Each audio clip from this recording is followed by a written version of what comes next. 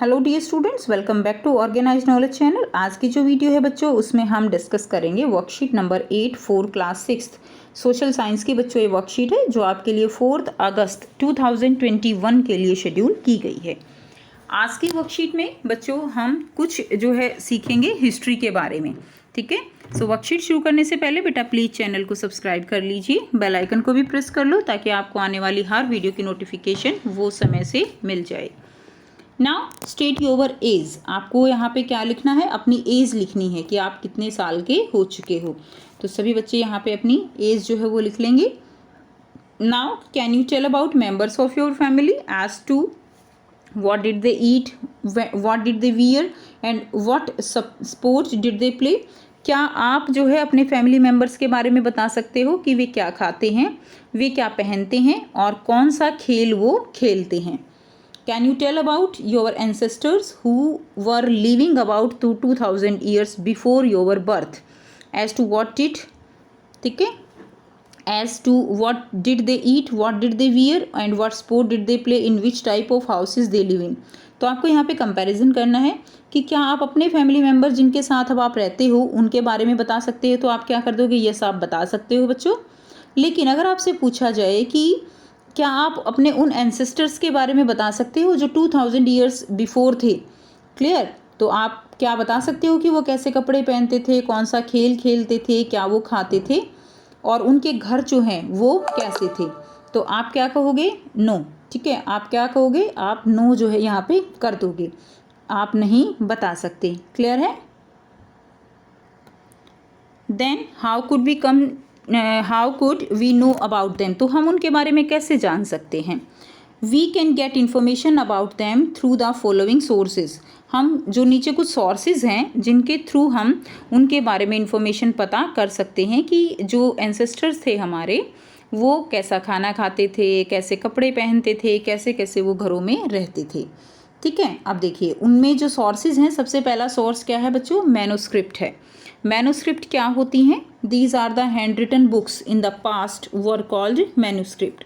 तो ये hand written books हैं पास्ट की, जिनको हम क्या कहते हैं? जिनको हम मैन्युस्क्रिप्ट कहते हैं। तो आप यहाँ से देख सकते हो कि मैन्युस्क्रिप्ट क्या है? These are the hand written books in the past.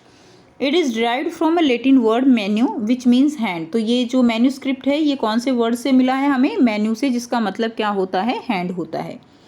These were usually written on palm leaf or on the specially prepared bark of a tree known as birch, which grow in the Himalayas। तो ये जो हैं ये usually किस पे लिखी हुई मिलती हैं? ये जो पाम लीफ होता है, ठीक है, स्पेशली प्रिपेयर्ड बार्क, उसकी जो बार्क होती है उससे ये बनाई जाती हैं। And specially bark of a tree known as a birch tree. तो जो पाम लीफ हैं उनके ऊपर, या जो बर्च ट्री है उसकी जो बार्क होती है उसके ऊपर ये लिखी हुई मिलती हैं, जो कि कहाँ ग्रो होते हैं? विच grow in the Himalayas.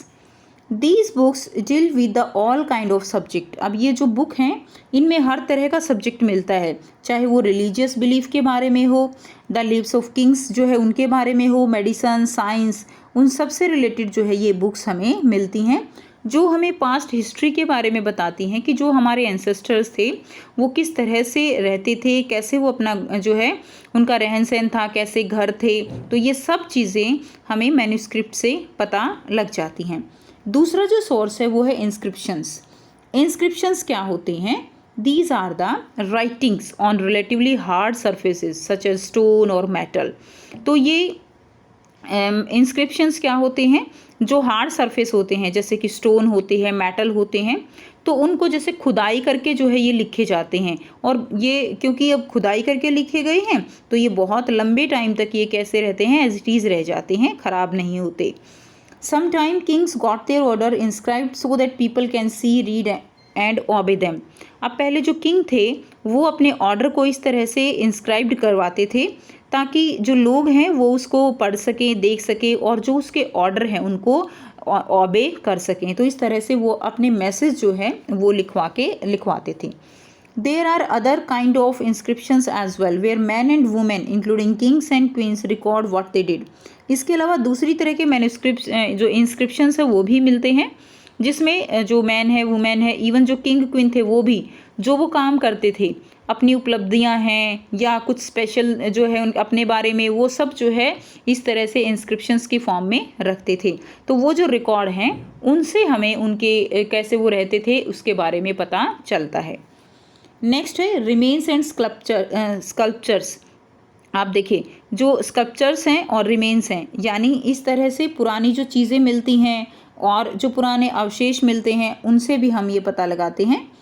There were many other things that were made and used in the past. और भी दूसरी कई तरह की चीज़ें हैं जो पास्ट में जो है बनाई गई थी, ठीक है, और जिनका यूज़ किया जाता था। The remains of buildings made of stone and bricks, paintings and sculptures. तो इस तरह की जो बिल्डिंग्स हैं, स्टोन्स हैं, पेंटिंग्स हैं, वो सब जो है मिलती हैं जिनके द्वारा हम जो है पास्ट हिस्ट्री के बारे में पता लगाते हैं। Objects that are made of hard imperishable substance usually survive for a long time. और जो इस तरह के सब्सटेंसेस होते हैं, हार्ड होते हैं, जो गलते नहीं हैं और लॉन्ग टाइम तक जो सर्वाइव कर जाते हैं, उनसे हमें पास्ट हिस्ट्री के बारे में ज़्यादा पता चल जाता है। नेक्स्ट देखिए, archaeologist also look for bones of animals, birds and fish to find out what people ate in the past. जो आर्कियोलॉजिस्ट हैं also look for bones of animals. जो आर्कियोलॉजिस्ट कौन होते हैं? Those who study the object made and used in the past are called archaeologist. यानी जो भी चीज़ें पास्ट में हैं उनकी स्टडी जो लोग करते हैं, ठीक है, उनको हम क्या कहते हैं? उनको हम आर्कियोलॉजिस्ट कहते हैं। और ये जो स्टडी है, ठीक है, ये स्टडी करने वाले जो लोग हैं वो इस तरह के एविडेंसेस को ढूंढते हैं, चाहे फिर वो एनिमल्स, बर्ड्स, फिश इस तरह के हों, उनकी बोन्स को लेकर हों, और उनकी बोन्स जो भी इस तरह के रिमेन्स मिलते हैं, जैसे बोन्स मिलती हैं, उससे हमें पता चलता है कि जो भी लोग थे वो किस तरह जो है अपना, आप कह सकते हो कि अपना जीवन जो है वो बिता रहे थे, क्या वो खाते थे। Plant remains survive far more rarely if seeds of grain और pieces of wood have been burned.